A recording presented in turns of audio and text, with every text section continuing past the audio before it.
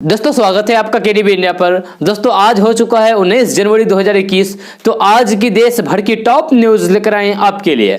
दोस्तों video start करने से पहले आपसे एक रिक्वेस्ट है, अगर आप नए आए इस चैनल पर तो फिर चैनल को सब्सक्राइब करके बेल आइकन को भी प्रेस कर दीजिए और साथ में वीडियो को लाइक कीजिए, अपने दोस्तों के साथ शेयर भी कीजिए। तो चलो दोस्तों फिर स्टार्ट करते हैं आज की देश भर के टॉप न्यूज। दोस्तों केंद्र की कृषि कानूनों के खिलाफ जारी हल्ला बोल के बीच किसानों ने ऐलान किया है कि वे 26 जनवरी यानी कि गणतंत्र दिवस पर दिल्ली में ट्रैक्टर रैली निकालेंगे। जी हां, मगर इसे रोकने के लिए दिल्ली पुलिस ने सुप्रीम कोर्ट का दरवाजा खटखटाया था, जिस पर कल सुनवाई हुई। जी हां, सुनवाई के दौरान सुप्रीम कोर्ट ने कहा है कि वे दिल्ली पुलिस का काम है कि वे तय करे कि दिल्ली में कौन आएगा और कौन नहीं आएगा। सुप्रीम कोर्ट ने कहा है कि शहर में कितने लोग हैं, कैसे आएंगे, यह पुलिस तय करेगी, सुप्रीम कोर्ट नहीं।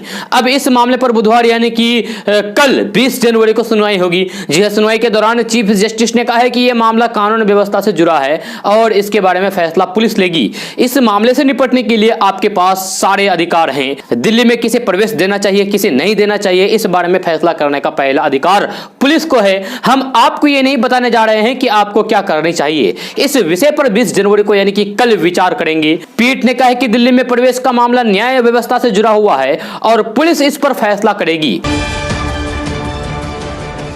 दोस्तों भाजपा के पूर्व मंत्री एवं राष्ट्रीय प्रवक्ता सैयद शाहनवाज हुसैन ने रविवार को कहा है कि पार्टी का हित उनके लिए सर्वोपरि है और अगर पार्टी उन्हें जिला अध्यक्ष भी बना देती तो वो उसे सहर्ष स्वीकार करते और फिर कार्यकर्ता के तौर पर काम करते। सैयद शाहनवाज हुसैन ने कहा है कि बीते दिनों गृह मंत्री अमित शाह से बातचीत के दौरान भी उन्होंने कहा था कि अगर 10 साल भी कोई भी काम नहीं देंगे तो भी वे पार्टी के लिए काम करते रहेंगे। उन्होंने कहा है कि जो सम्मान जीत कर भी नहीं मिल पाता है उससे कहीं अधिक भागलपुर की जनता ने उन्हें सम्मान दिया है।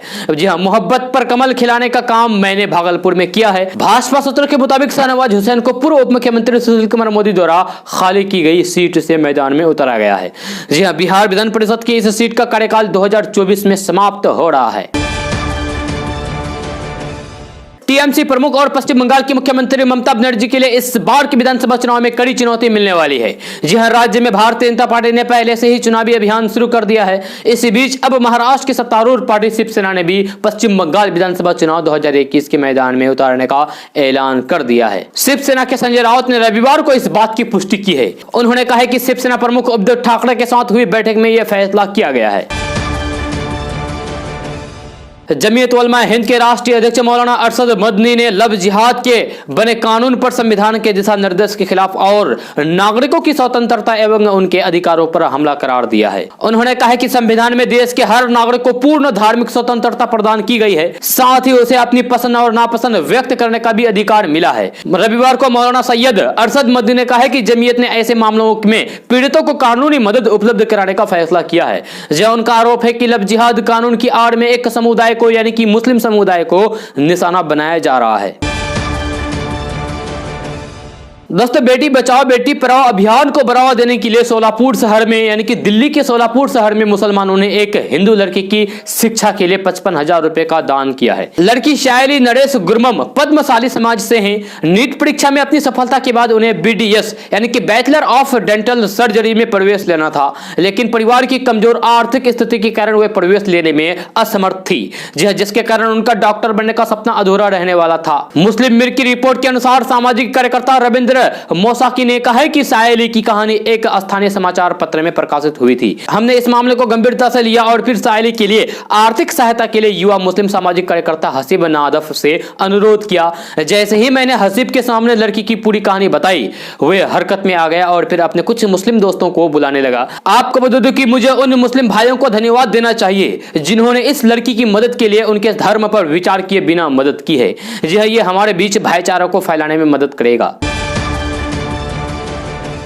दोस्तों अमेजन प्राइम वीडियो की वेब सीरीज तांडव को लेकर राजनीतिक घमासान तेज हो गया है। उत्तर प्रदेश में धर्म नगरी अयोध्या, मथुरा और फिर काशी के साथ प्रयागराज में यानी कि इलाहाबाद में साधु संतों समेत कई अन्य संगठनों ने भी इस फिल्म का खुलकर विरोध करते हुए इसके खिलाफ मोर्चा खोल दिया है। सूचना प्रसारण मंत्रालय ने तांडव वेब सीरीज को लेकर अमेजोन से सफाई मांगी है। इस बीच जेडीयू महासचिव केसी त्यागी ने तांडव फिल्म पर जारी विवाद पर अपनी प्रतिक्रिया दी है। जी हां, केसी त्यागी ने अपने बयान में कहा है कि क्या राजनेता अभिनेता फिल्मों का निर्देशन तय करेंगे।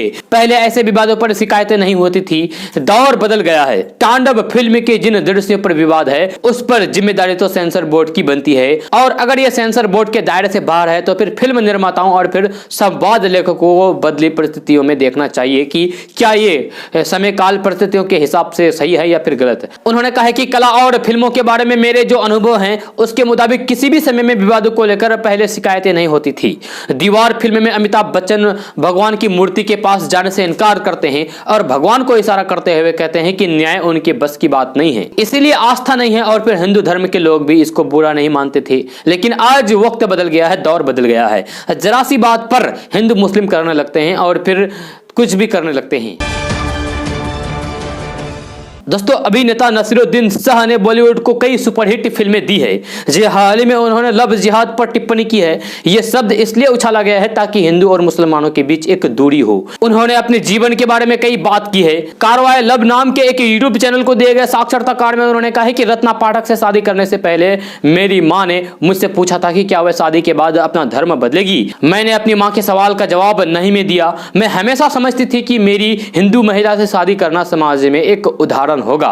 हमने अपने बच्चों को हर धर्म के बारे में सिखाया है। हमने उन्हें कभी भी एक धर्म का पालन करने के लिए नहीं कहा है। मेरा हमेशा से मानना है कि इन मतभेदों को धीरे धीरे खत्म कर दिया जाएगा। नसीरुद्दीन शाह ने अपने बातचीत में कहा कि लव जिहाद जैसी चीजें राजनीति में हैं। मेरी माँ अनपढ़ थी, उन्होंने मुझे परंपरागत माहौल में बड़ा किया। दिन में 5 बार नमाजें पढ़ती थी, हर बार एक पूर्ण व्रत यानी कि रोजा और फिर हज यात्रा होती थी। शादी के बाद उसने मुझसे कहा कि आप बचपन में दिखाई गई चीजों को कैसे बदल सकते हैं।